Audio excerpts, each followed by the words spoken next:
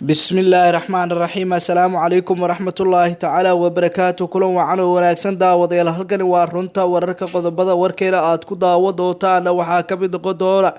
سعيد عبد الله الدري iyo safiirka Imaaraadka Carabta baxay waqtiga ka wada hadleen xilli khilaafka Imaaraadka iyo Soomaaliya wali uu taagan yahay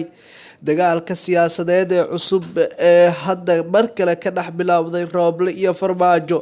Axmed Madoobe oo la kulmay ergeyga dowladda Norway u qaabilsan Soomaaliya safiirada Soomaaliya oo markan kulamo kala duwan la qaadanaya madaxda dowladda federaalka Soomaaliya si loo xaliyo dagaalka siyaasadeed ee waqtiga ka jira Soomaaliya iyo wararkii ugu dambeeyay ee eedeymaha kala duwan loo jeedinayo maamulka gobolka Banaadir ayaa daawadayaal warkeena ku soo gudbin doona hadaba daawade haddii aad janaalkeena ku cusub tahay subscribe noo saar janaalka isla markaana wararkeena like iyo share iyo comment-ga noogu dadaala aan ku bilaawo qodobka ugu horeeya madaxweynaha maamulka Puntland Saciid Cabdullaahi Dari ayaa waxa uu kulan uu la qaatay safiirka dowladda Imaaraadka Carabta madaxweynaha dowlad goboleedka Puntland Saciid Cabdullaahi Dari ayaa hoygiisa Muqdisho ku qaabilay safiirka dowladda Imaaraadka Carabta ee Soomaaliya Maxamed Axmed Cuthmaan madaxweynaha ayaana uga mahadceliyay dowladda Imaaraadka Carabta garab istaaga gurmadka ay u fidinayso dadka Soomaaliyeed ee abaarahu ay saameeyeen dhigiisa safiirka dowladda Imaaraadka Carabta ee Soomaaliya Maxamed Axmed Cuthmaan ayaa uga mahadceliyay qaabilidii uu qaabilay Dani isagoona cadeeyay in ay Imaaraadka ka go'an tahay sidii ay taageero buuxda u sii lahayd dowladda iyo sidoo kale shacabka Soomaaliyeed Imaaraadka Carabta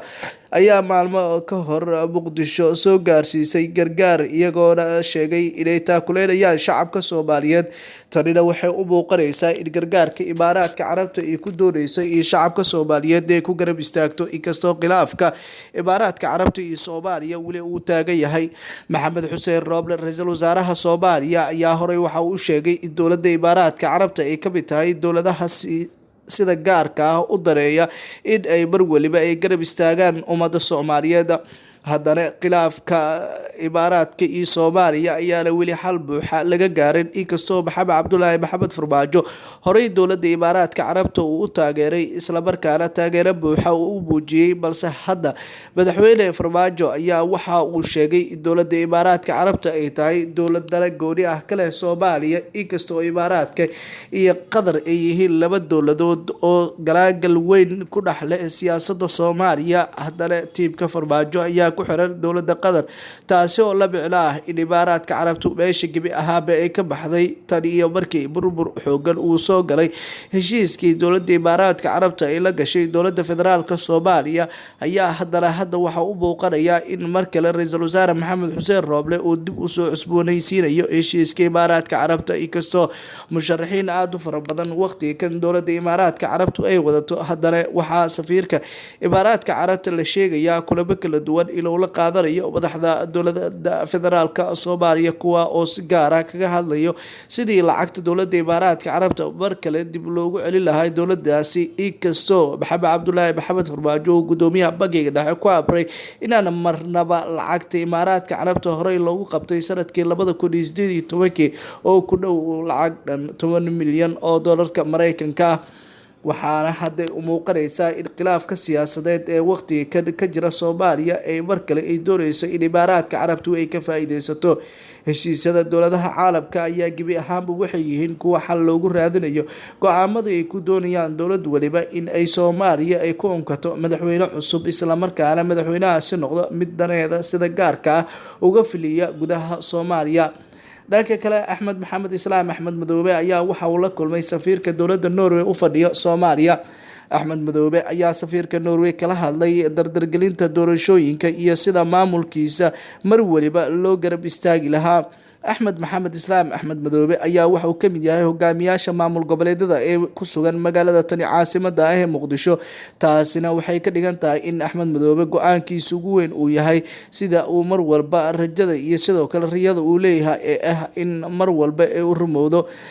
walow maalmihii ugu dambeeyay madaxda maamul goboleedyada qaar ay qorsheynayeen in ay mar walba riyooyinkooda ku aadan siyaasadeed ee hirgelinta mashaariicda kala duwan ee wadamada caalamku ay ka fuliyaan deegaanadooda. haddana Axmed Maxamed Islaam Axmed Madoobe kulankan uu la qaadanaya safiirka dowladda Norway ayaa waxa uu kusoo aadayaa xilli khilaaf xoogan oo Soomaaliya uu ka jiro, iyadoo khilaafka siyaasadeed ee waqtiga Soomaaliya ka jira ay weli ay doonayaan wadamada caalamku inay ka faa'iideystaan. oo dowladaha caalamku ayaa horay waxaa loogu eedeeyay in ay dhibaatooyin badan ay doonayaan in ay mar kale ay Soomaaliya ay ka geystaan. hase ahaatee waxaa dowladda federaalka Soomaaliya madaxweynahooda uu horay u sheegay in ay mar waliba ay tallaabo kasta ay qaadayaan ay noqon doonto mid ay wax walba ay si gooni ah ay kaga fiirsadaan. tanina waxay ka dhigan tahay in tallaabooyinka adag ee waqtiga kan madaxdu ay qaadayaan ay noqonayso mid ay xal buuxda ay kaga raadsanayaan wadamada beesha caalamka. qaramada midoobe, Mareykanka, Norway, Imaaraadka Carabta, Qatar, Turkiga ayaa dhammaantoodba hal il ku wada haya Soomaaliya. rajadooda ugu weyn waxa uu yahay wadan waliba in uu ka unkado isla markaana uu ka sameysto madaxweyne cusub oo danaha uu doonaya kaliya kaga fuliyo Soomaaliya ayaa gacan ku haynta ugu weyn waqtiga kan dhanka siyaasadda ku leh wadamada Turkiga iyo Qatar. inkastoo Turkiga uu shaac baxsaneen, haddana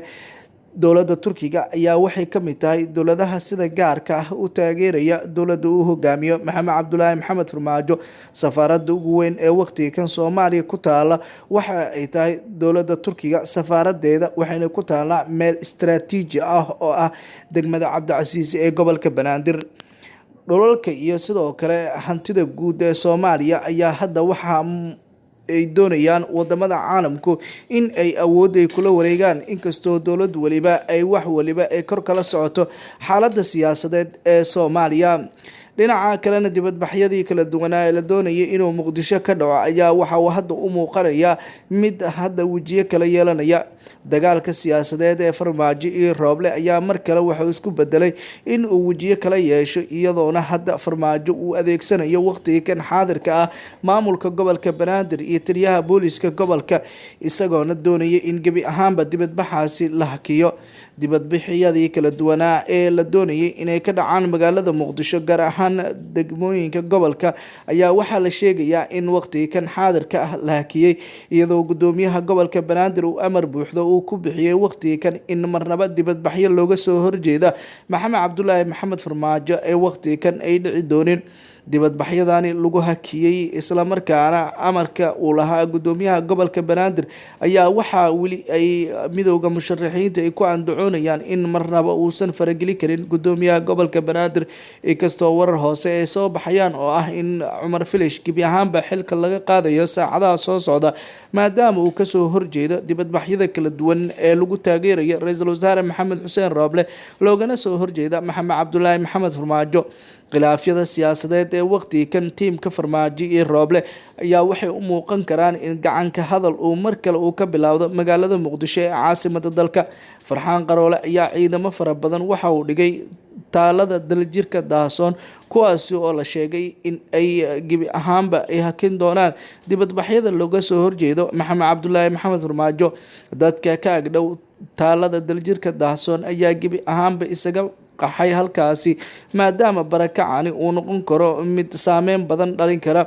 inkastoo dadka ka barakacay agagaarka taalada daljirka Dahsoon la sheegay in ay ka cabsi qabaan in dagaal halkaasi uu ka dhaco kuna dhexmaro ciidamada kala taabacsan midowga musharaxiinta iyo Maxamed Cabdullaahi Maxamed Farmaajo. Muqdisho ayaa wajiyo kale waqtiga kan galaysa, iyadoona xaaladda Muqdisho ay u muuqato mid xaalad adag galaysa, inkastoo qof walba ay la socoto siyaasadda adag ee waqtiga kan ka jira